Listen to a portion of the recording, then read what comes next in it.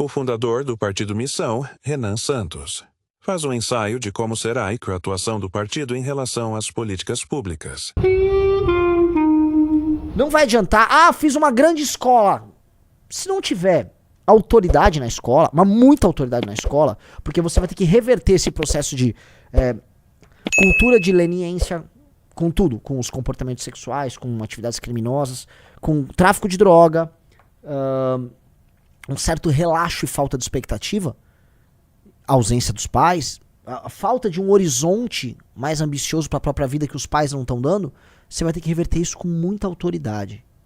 Muita autoridade. Professor, autoridade. Escola, autoridade. Proteção, amizade, acompanhamento com esses jovens. Você vai ter que entregar para eles, né, o que o pessoa fala ali, esse paternalismo profundo. Que não vai ser só um cartão do Bolsa Família que é o que dá. Aí dá um pé de meia pra esse negócio. Vai pro inferno a Tabata e a merda do pé de meia dela. Vá pro inferno 1000 vezes a Tabata e a merda do pé de meia. Isso não resolve bosta nenhuma. Troque todos os programas assistenciais para esses jovens por autoridade e exemplo. Troque tudo por autoridade e exemplo. E se puder dar autoridade e exemplo numa escola com infraestrutura, com uniforme bom, entregando autoestima, autoridade e exemplo, aí você tem ganhos em escala. Primeiro de tudo na redução da violência. Em segundo, em aumentar a produtividade. Em terceiro, em detectar ali naquela comunidade os talentos, tem que tirar de lá e levar para outros lugares. É por isso que a gente sempre falou. Primeiro, prendeu, matou. E segundo, bandeira, quartel, escola. Bandeira, autoridade do Estado tá aqui, bandeira do Brasil. Quartel instalado, acabou. Não vai ter crime aqui. A polícia vai estar participando da tua vida. E 3, a escola como um elemento agregador que vai pegar essa massa de jovens perdidos, que costumam ser a matéria-prima do crime, e elas na verdade não vão ser vistas mais como vamos colocar aqui, como um passivo social. O jovem de periferia é entendido pelo Estado brasileiro e pelos formuladores de políticas públicas como um passivo social. Não adquirem produtividade, vão ter subemprego, uma parte acaba caindo no crime, viram depois um preso previdenciário, um preso na assistência social. Os formuladores de políticas públicas pensam assim. Essas pessoas têm que ser tratadas como ativo. E como você tem que investir, né? Aquela pessoa existe, você vai ter que investir nela.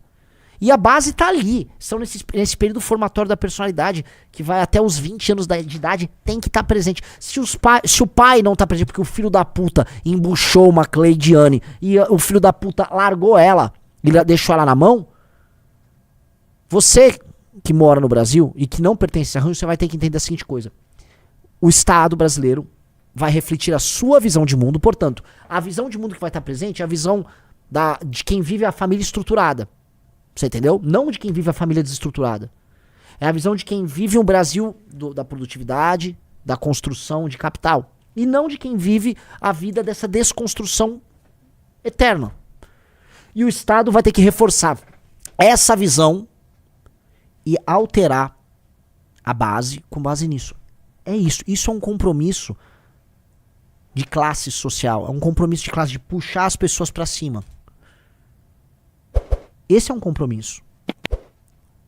Porque tudo isso é aberrante? É. Mas entendam, tá? Não tem ninguém puxando a orelha da Camilinha. Ela não tem pai. Não tem ninguém puxando a orelha dessas... Não tem ninguém. Um cara como o Ítalo, o correto dele era, né? Não vou falar, tem que ser cuidadoso, né? Já estavam tentando me cancelar. Vai pra Pomerode lá. Aqueles alemães que fizeram aquele arranjo social, eles vieram de uma cultura diferente, com um status de desenvolvimento diferente, e aquela cultura se estabeleceu ali em Pomerode. Por mais que eles fossem mais pobrinhos, eram lavradores, né? Você constrói uma mini sociedade de confiança entre eles, a escolinha deles vai falar alemão, tá, Aí um deles deu certo, fez uma cervejaria, outro fez uma fábrica de chocolate, outro fez não sei o que, aí todo mundo começa a subir, um contrata o outro. Esse tipo de sistema de relação, entendeu? Com núcleos familiares sérios, basta ver assim, as empresas sempre têm um nome de uma determinada família, ele é muito vencedor quando comparado a um sistema de relação social em que as pessoas estão destruídas, atomizadas, e hoje vítimas de uma cultura de massa extremamente sexualizada. Não tem comparação. Aí vai perder. Aí quando perde, as pessoas vão querer procurar razões pra falar que o cara de Pomerode cresceu em detrimento do outro, mas não é detrimental. Nunca é detrimental. Isso é um besteirol.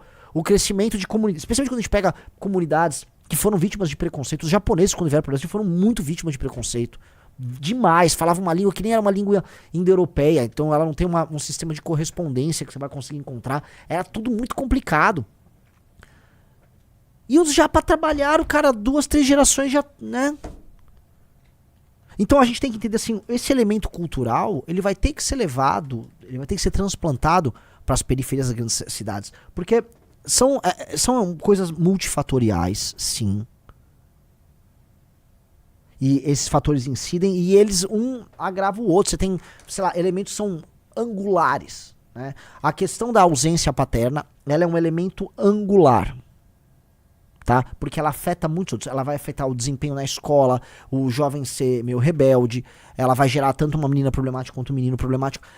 Isso eu estou falando novamente entendendo, é que todo, né? Tem que ficar explicando isso, é meio complicado. Coisa de que aí embaixo você não entender uma abstração que é em geral. Estou falando em geral.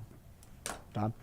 Então, peço para vocês que nos assistem, né, com muito carinho, que vocês entendam, essas coisas são multifatoriais, são profundamente culturais também, mas também refletem uma estrutura e um determinado tipo de arranjo social.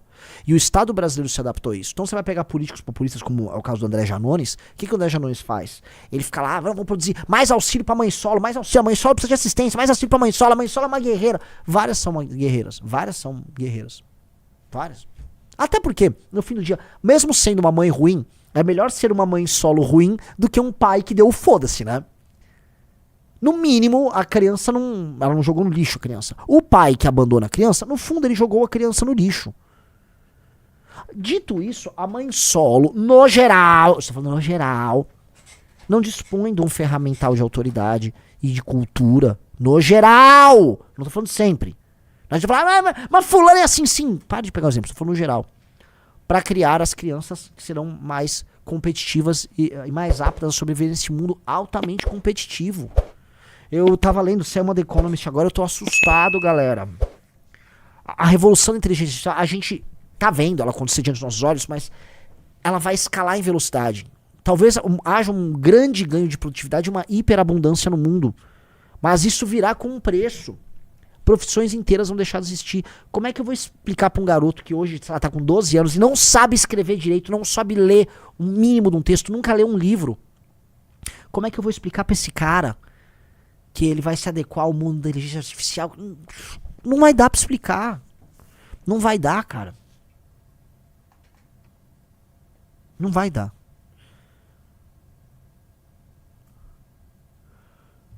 Não vai dar. E é muito cruel isso.